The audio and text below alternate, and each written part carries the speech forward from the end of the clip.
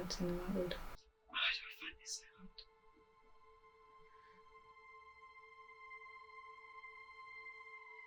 hard? It was February. Oh yeah. So my story all began in February 2023. Been in a long-term relationship, over 10 years. But I decided that it wasn't a relationship I wanted to continue any further. I tried to end the relationship, which I thought should be kind of easy enough, I suppose. We'd both agree, go our separate ways, and continue on with life. It wasn't that simple. He didn't want to accept the relationship was ending. Tried continuously to try and fix the relationship, even though I was saying there was nothing that could be fixed. I just didn't want to be in this relationship anymore. We agreed on a set date that he would leave, giving him a chance to find somewhere to live, sort out work.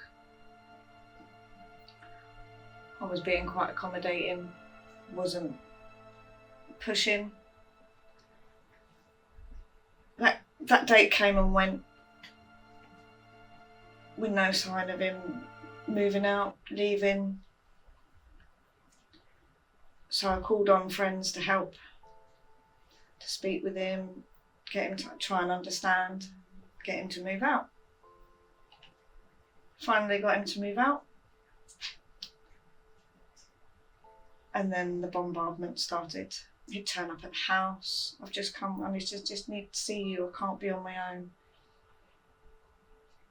This went on for a number of weeks.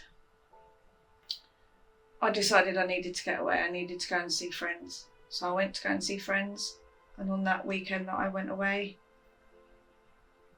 a group message was started by him, including my children, my mum, our group friends, and myself, stating that he couldn't do it anymore. He was going to take his life on my driveway, in his car, with a list of instructions of what to do with his belongings. I wasn't at home. I feared for my children and my mum that were at home. So we called the police. They arrested him before he got to my home. He was over the limit. He was interviewed, then he was released on bail with bail conditions. Bail conditions where he wasn't allowed to contact me, my family, come within a certain distance to the home. But that didn't stop him. So throughout all of this, I had then started to receive phone calls from domestic violence charities. I had witness liaison officers or victim liaison officers. During the time when things were really bad, I had a domestic violence kit delivered, which consists of a door jammer,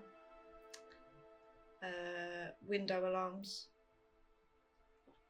because we had concerns that he still had a key to the house. The domestic violence charity kindly sent out a locksmith within hours, had the locks changed. As soon as he was released on bail, messages started, phone calls started.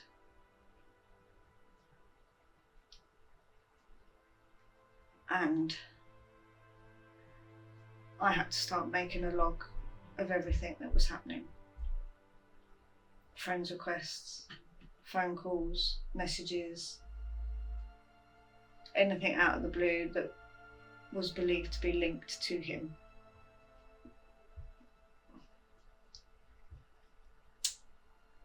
And that was my life for 3 months until he was finally caught. I had to come off all social medias. I had to change my mobile number. so that he couldn't contact me. That only made him more determined. He'd use my children to send things to request, to show them pages he'd set up, fake profiles, anything he could think of to get my attention, to get me to react. I'm guessing to eventually take him back so that he would stop.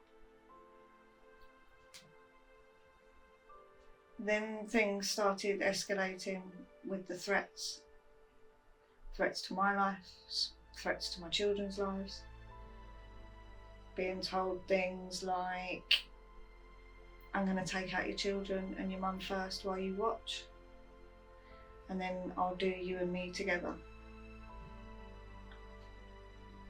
That's when the police decided, we needed to look into this a bit more. He was on bail, but nobody could locate him. He set up Instagram accounts using my pictures, talking to men, and I'm guessing arranging to meet these men, pretending to be me. We started getting men turning up at the house, 1 o'clock in the morning, 4 o'clock in the morning, and they'd sit there and wait and wait. I'm guessing in the hope for what they believed to be me to answer the door.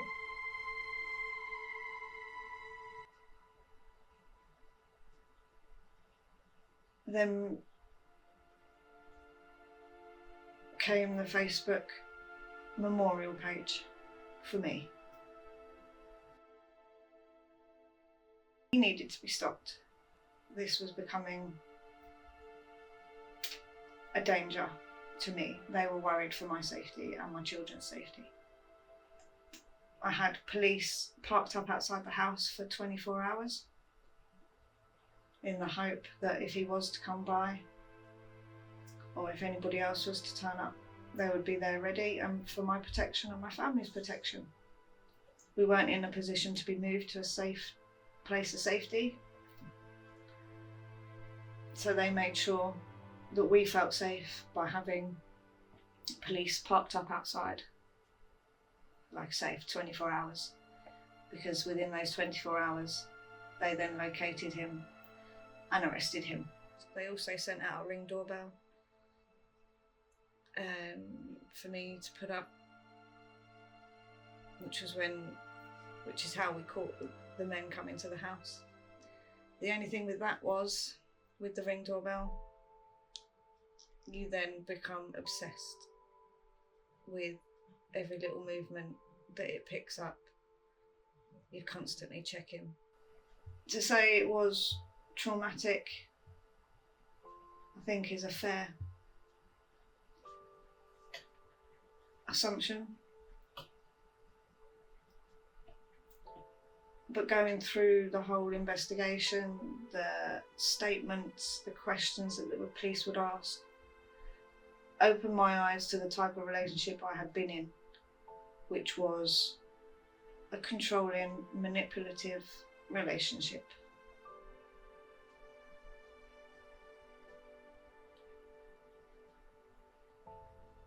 And it's not until sometimes somebody sits and asks just the right question at the right time that the light bulb moment hits and you go, okay, that was a toxic relationship. I'm glad I got out of it. But unfortunately for me and my family, the months after were far more traumatic and affected us all in so many different ways that I now understand why victims of these relationships find it so hard to walk away and to stay walking away.